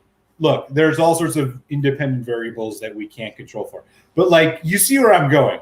Like, at the end of the day, if you asked me in 2016 which one of those whiskeys I'm going to buy, if I walked into a whiskey shop, I'd get the 10. Well, holy cow, $5 more and I can get 10-year-old whiskey? Let's do it. You know what I mean? And that's where I think the difference is. What's the ABV on the 10 right now? Mine's 47. Is it 47? 46. Oh, 46. Okay. So we got 1.5% is not a huge difference, but it is a difference. I would look at it if I'm looking at these on the shelf, even if I'm Joe Blow and I don't know my ass from the hole in the ground and I'm kind of trying to figure out what the hell's going on. If I saw these next to each other, the 5 and the 10, and I wish I had it out here to look at them together, I would, even as a novice, I would read, what it says. And the first thing that pops on this is a monster of a dram. And I'd be like intrigued. I'm like, okay. So I would just kind of read, what does it say? Young and intensely smoky with rich, explosive mouthfeel of chocolate tar and savory meats, cracked black pepper, sappy pine resin on the snout. So I'm like, okay, well, it does sound really damn appealing and a hell of a lot better than a citrusy lemon lime, mix with an ashtray. It's kind of, it's similar to some people, but if you're not a big fan of lemon lime flavor like me, and I really grew up hating like lemon lime Kool-Aid even kind of thing, Sure. I'm like going to be the first to be like, if it's lemon lime versus, smoky meats, I'm taking the smoky meats, my friend. That's just the way I am. Does Ardbeg 10, I mean, just out of curiosity, does Ardbeg 10 advertise itself as lemon lime? I don't want to say that Ardbeg is not really. The funny thing, this is what kills me about Ardbeg, is that when you go to I'm not sure about up in Philadelphia, but if you remember down in D.C., Maryland area, if you go to any bar, they're going to have Lafroig and they're going to have Lagavulin. They're not going to have Ardbeg. Right, totally. I don't get why, other than I know the LMVH, the Louis Vuitton guys control Ardbeg and Glenmorangie. They're very particular about the marketing. I don't understand why they don't market to bars more often. It's really kind of a letdown because when I go to a bar, man, if I had the choice between any Ardbeg versus Lafroig on some occasions, I would definitely rather have an Ardbeg. Just Yeah. So this might. I mean, take this for what it's worth. This is what Total Wine says about Ardbeg 10. Okay. Isla, Scotland, Ardbeg 10 single malt Scotch whiskey has strong peat overtones, tobacco and coffee notes, beautifully balanced, complex and deep with a long and smoky finish. Would you say that you get a lot of tobacco and coffee notes off the Ardbeg 10? I'm not sure I do. I would maybe agree with them on the coffee to a slight extent, or maybe like a little. I mean, they're definitely focusing on the back end versus the front end. Yeah, the front end is all citrus fruits. It's funny. So here's what Scotch Noob says, who describes this Ardbeg 10 as a must-have whiskey. Just on the nose, this is what they say. Pungent, a hint of lemon precedes a torrent of smoky peat. The peat is redolent of campfires with toasted wood, charcoal, wood smoke, and smoldering dry grass. Beneath the peat is subtle layers of vanilla and brine. So they at least mention the citrus note. I'm surprised they only focus on the lemon because to me, Ardbeg make in general screams lime. I mean, it fucking screams it. I mean, we saw that. I mean, I saw that on the Supernova quite a bit. I mean that's funny. I mean, even off the NO, you definitely get a hell of a lot of lime with that sweet mint flavor, I think. The only time I don't get a lot of the lime is on the Ugadal and the Quarryverken, and it's only because they have so much other shit going on that I don't want to say it masks it, but it's so well balanced that you don't really get a lot of that lime flavor with it. But it definitely does come out on the Supernova, but thank God, like you said, the Supernova is so powerful and well-rounded and complex that it still equalizes all that citrus lime flavor going on. Yeah, Andrew Page actually just shared with Master Malt, who does explicitly mention the lemon lime quality of it. Yeah, sweet vanilla counterbalanced with lemon and lime, followed by that surging. Yeah, now that is probably the best. I think just general statement of what the 10 is like. What do they look up what they say about the Wee Beastie? I'm just curious, Andrew, if you don't mind. Do a snippet of what they do on the Wee Beastie just as a comparison. I'm just curious. I mean, I know you guys are probably like, why the hell are they talking about these two things? But a lot of people really are, looking to get into the game, and to get into the game, you got to start with the 10, the Wee Beastie or the NO, the Ugadal or the Korevrekken, because they're not even going to know about all these other things that we talk about all the time. So, True that. someone said I wasn't looking at chat. So Stella isn't looking at the chat. Ardbeg and Kalila distillate is known to be lemony, especially aged in. Kalila, yeah, Love it. Kalila, geez. I appreciate the lemon notes for the Kalila, but it's the lime that I don't like. I like the lemon, but to me, the Kalila has got not just does it just have the basic lemon. It's got a lot, and I mean a lot of maritime seashell stuff to balance out that lemon. The acidity. So to me, Kalila is beautiful because it's got, not only does it have earthy vegetal notes, it's got a little bit of smoke in it. And the 18 is one of my favorite bottles of all time. I gave it a 4.75 out of 5. That's how much I like the Kalila 18. So there you go on that one. I like them both. I mean, honestly, if I sat down and had the 5 and the 10, I don't know if I could pick a winner per se. But I do love the fact that Ardbeg gives me the choice of a 5, a 10, and a no, a Korevrekken, and Ugadal as my core versus, a select, a 10 cask strength, a quarter cask, a triple wood, and a lore. I mean, it's if I had to pick my favorite, I think I'd still go with Ardbeg than I would with Laphroaig, just for that. Core difference. Yeah, it's interesting you say that. I always say that like Laphroaig is my favorite distillery, but my favorite whiskeys are from Ardbeg. As weird as it sounds, it's like Ardbeg Ugadal is just, I think, one of my favorite whiskeys ever. Now, granted, I haven't had one in a little while. I did have the Korevrekken this year, and I loved it. But Laphroaig just has so many good whiskeys. Are you surprised that Ardbeg doesn't have an option like the 10 cask strength batch variation? Wouldn't that be cool as hell if Ardbeg was like, okay, we got our 10, we got our 5, let's do a 12, and let's do a 12 that has batch variations at cask strength. Wouldn't that be like the most kick-ass thing ever made? Yeah, exactly. Why don't they do that shit? I mean, you would think somebody in marketing is like, hey guys, these guys love the Laphroaig cask strength, and they buy this shit every year. Maybe we should come up with a 12-year-old that's the same fucking thing. Yep. Exactly. I wonder, do you know why they don't do it, or is there a reason? I don't, man. I really don't. I think Laphroaig does more and some things that I don't really love, but they just have so many good things, I love the Carriages series. That's one of the best things I ever found out about. Laphroaig 18, man, Jesus. Oh, that too. And it's a shame that they ran into the 15 and the 18. I mean, that's the weird thing. You're popular when you run out of all your high-end shit, and the only thing you've got to offer people is Exactly. Because they'd be turning out some 12-year-old shit if they had it. They would. For sure. And speaking of 12-year-olds, so this is a good segue. We still got a lot of folks in the chat, which is fantastic, man. Telex and I super appreciate this. I mean, this is about you guys as much as it is about us. Like we've been doing these chats, whiskey happy hours every week. It's been so much fun chatting with everybody. We finally are getting to the place where we're sharing whiskeys with each other and doing these tastings live. I hope you guys are enjoying it. Like, I know Telex and I definitely are. We've been wanting to do this for some time. And the point about bringing up Laphroaig 12 is a good segue into like the remaining samples that you and I both have in our hands about what we should taste next week.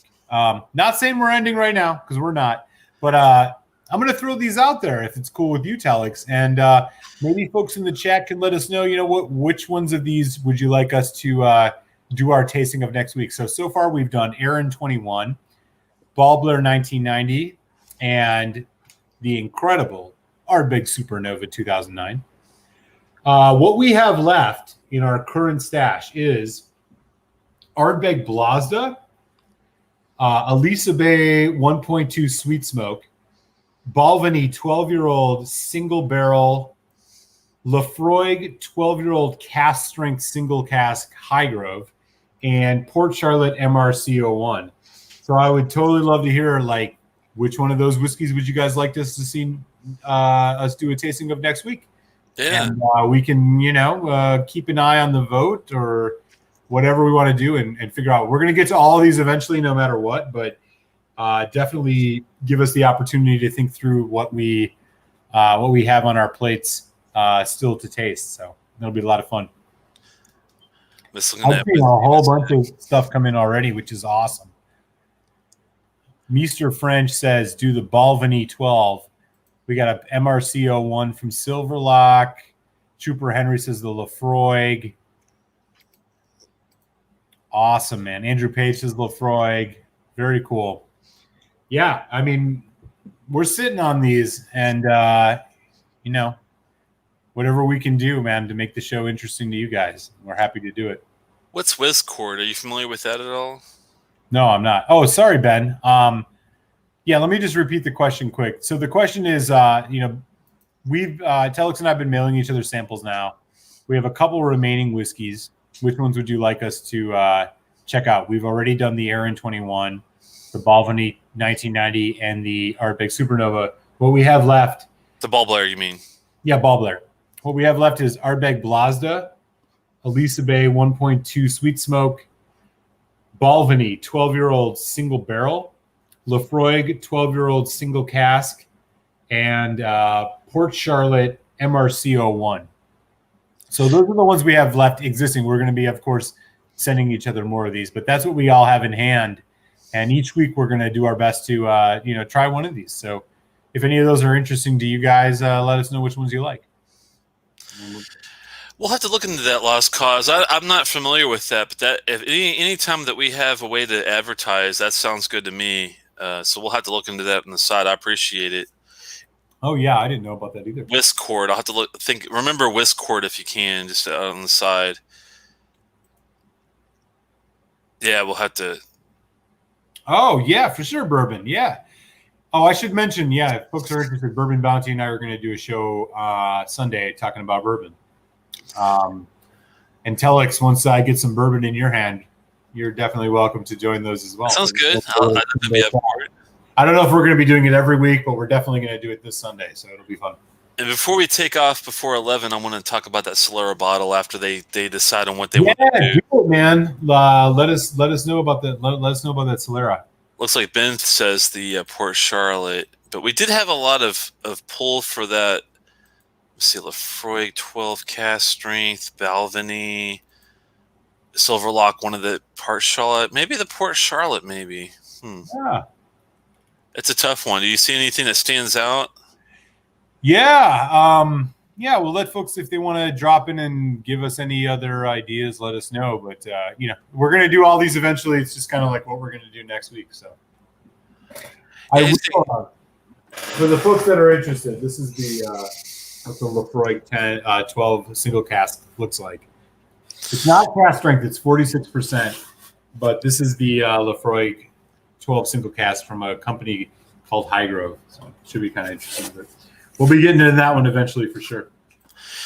Stephen was saying that the Ardbeg doesn't do the cast strength 10-year-old type of thing because they don't produce as much as nearly as Lafroig and have a hard time keeping up with demand. They're doubling production, so maybe in 10 years. Wow. I didn't know they were that different with producing the whiskey, so that does make sense of why they don't do that type of thing. But maybe with Ardbeg stepping up their game, like with things like the Wee Beastie 5-year-old and having a better presentation than the Select, maybe they'll be able to do something like that in the future, hopefully. Andrew says, I think the Lafroig produces a lot more than Ardbeg, more stills. But recently, Ardbeg just opened a new still house, so maybe Ardbeg 10 cast strength soon. That would be awesome. That might be why they were opening another thing too. You never know. Yeah, definitely. Looks like we're getting a couple more votes in here too, which is super cool. Thank you guys for participating. Mr. French, you got Balvenie, yeah. Balvenie for 1, 2. It's kind of a close one between the Balvenie and the Port Charlotte. I don't have a preference, honestly, because I like a really good Balvenie and I like a really good Port Charlotte. So it's and Port Charlotte is Brook Lottie, right? Yep. So that, I mean, either one is great to me, and those are both from Malt. So Malt gets the pick, I'd say, on this on this level. Yeah. Yeah. Fuck. We're gonna do both anyway, so We're it gonna doesn't do really matter. both. We'll let you guys know. Maybe. Yeah, we're gonna do both no matter what. Since we did a peated one this week, yeah, maybe we switch to a non-peated next week, and then after Albany that sounds good. yeah, why don't we do the Balvenie next week? And then, so the Balvenie is an interesting one. It's a single barrel, 12-year-old. And then the week after, maybe we can do we'll take another vote for sure. We'll definitely let folks chime in on it. And then maybe after that, we'll do the MRCO one. That sounds perfect to me. Let me go get my Solera list while you talk about the Solera that you've set up. I'll be right back. Definitely do it, man. So for those of you who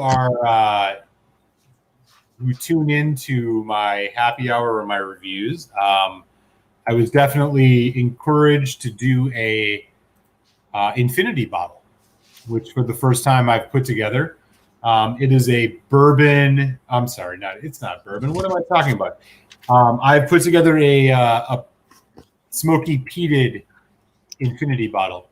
And so far, what is contained within it, and I'm going to actually taste this next week for the first time on the happy hour on Tuesday. So if you guys want to join for happy hour, we'll see how it's going. Here's what's in my infinity bottle so far.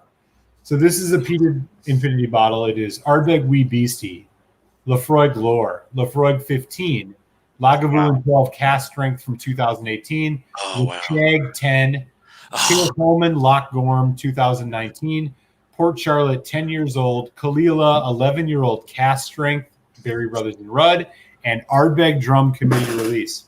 I'm gonna have a peakgasm. Yeah, that is what is already sitting in my infinity bottle.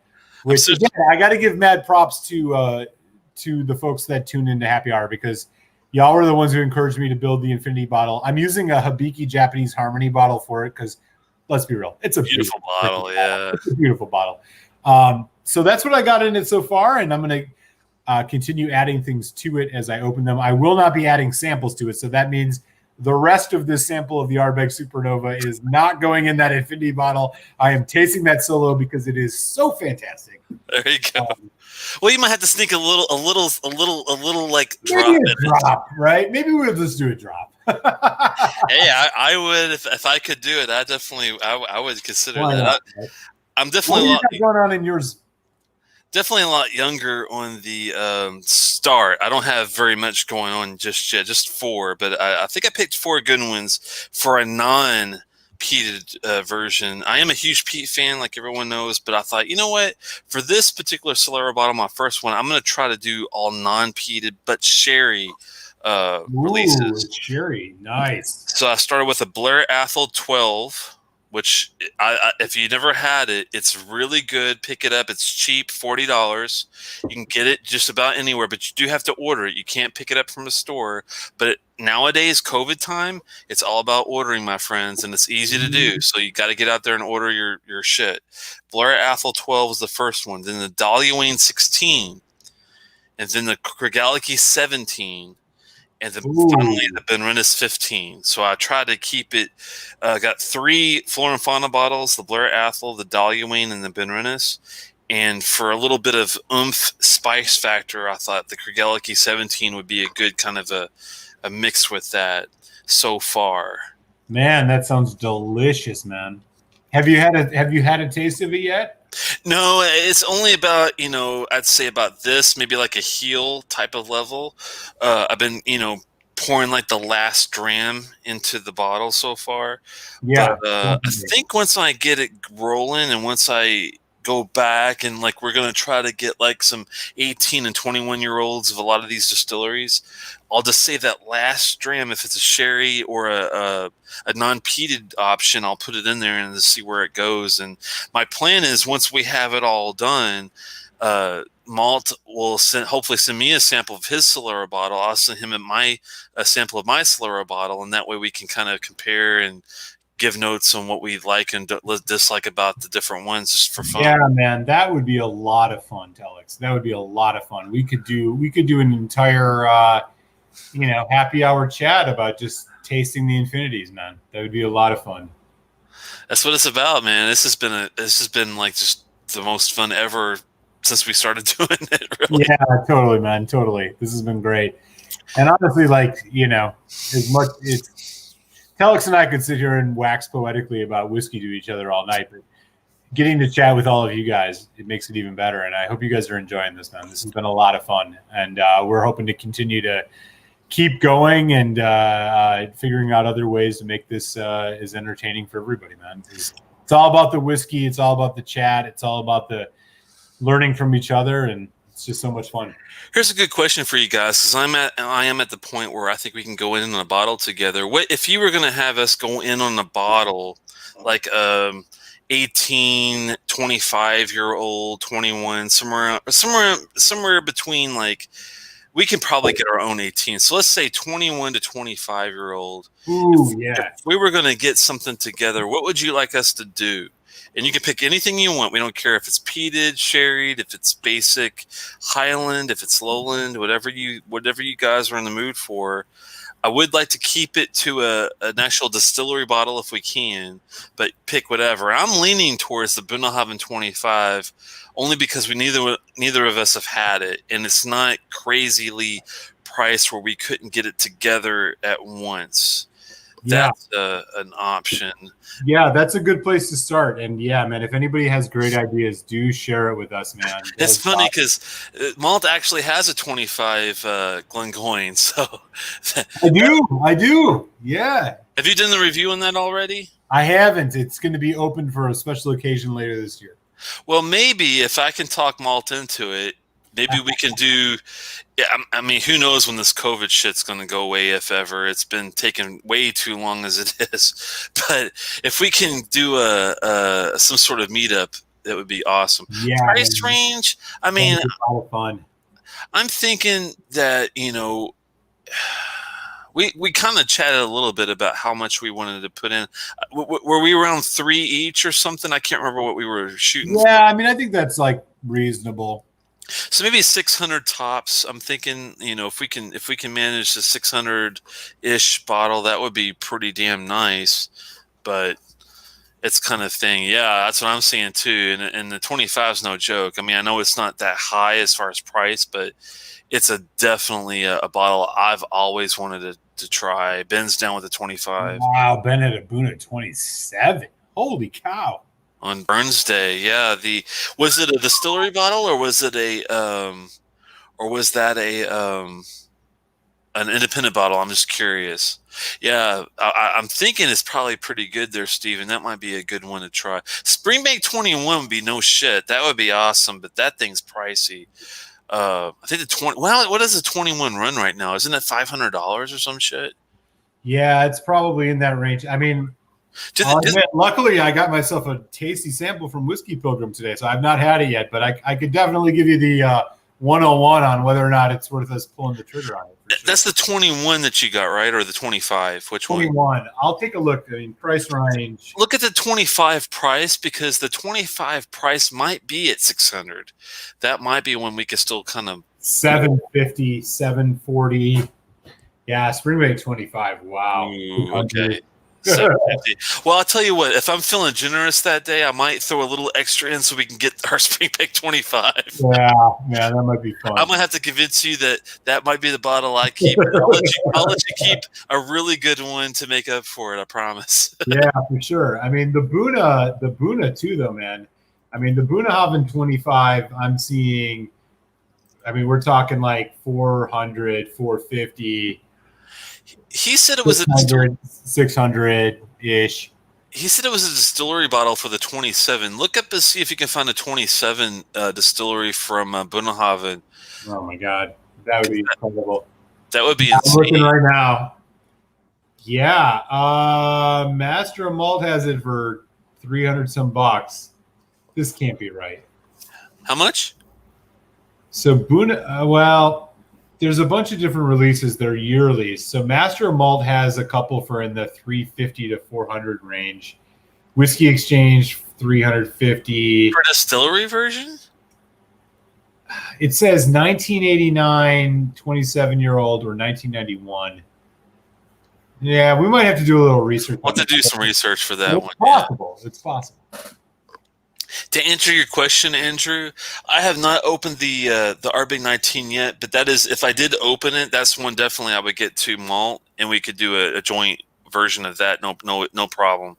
Kilhoman 11, I would love to get my hands on it if I could find it. So that's something we might have to do our homework on to try to find. The 27 was going for 300 Canadian and was on sale for 260 for Robert Burns Day. That's really cheap because the 25 is like what, $400 to $500, right? Yeah, definitely. I mean, another one we could think about is like Highland Park 25. Yeah, that would be solid. That's one that would be. We probably have to fight over who gets to keep that bottle. That one would be awesome. You're good on that. Yeah. No, what we might have to do is we might have to. We'll get two, and we'll eventually, like get one for the review, and then one to celebrate with each other, and then each of us gets a bottle that way. Yeah, totally. Another one that would be fun to look at would be something like, maybe like one of the older Lagavulins. Oh yeah, the 25, dude, is like crazy price though. It's like $1,200, I think, for the 25. Oh, wow, yeah. They have a 21 at certain years, I think. If we could find that old Pulteney 25. Well, Pulteney 25 would be fun if it's. I mean, I had a tasting of it at an expo, and I remember that one of them. I hope it wasn't the 25. I'll have to do some research to make sure. One of them had a really bad soapy note that I don't really care for. So I'm hoping it's not the new 25. I'll do some research first. We'll see if it's that one. I might have just had a bad bottle. Sometimes that happens with these expos when you get like boatloads of people coming in and people are just, pouring shit everywhere. And yeah. You never know with that kind of shit. That's why I kind of like got over the expo thing, but totally. The new 25 would be something definitely. I would definitely not be opposed to going in on a bottle of that. That would be pretty cool because that's the only way I'd ever get a bottle is if I had a little help on the side on that, something like that. Yeah, we can definitely make it happen, man. But thankfully, there's a lot to pick from when it comes to the 21 to 25-year-olds. Even apart from the Glengoyne that he already has, like the Kergeliki 27 would be ideal. Or 20, is it 27? Oh, yeah. Something like the 23, that would be perfect to go in a bottle on a 23. Or even a Glencadam is interesting. I haven't had any of their higher age stuff. That would be a fun one to maybe even take a look at. Yeah, definitely, man. Oh, Glenellicky. Does Glenellicky have any? Or one of the Balvenie tunes. Oh, yeah. The tunes are good, but, man, they're really high priced. It's almost like almost at that McAllen level where I'm like, oh. Yeah, no, I feel the same way, man. I'm like, what about Glenellicky? We both like Glenellicky. Do they have any older stuff, older than 18 that you know about? I think they might even have a 25. We'll definitely take a look. Yeah, that would be a lot of fun, man. I mean, the world's our oyster.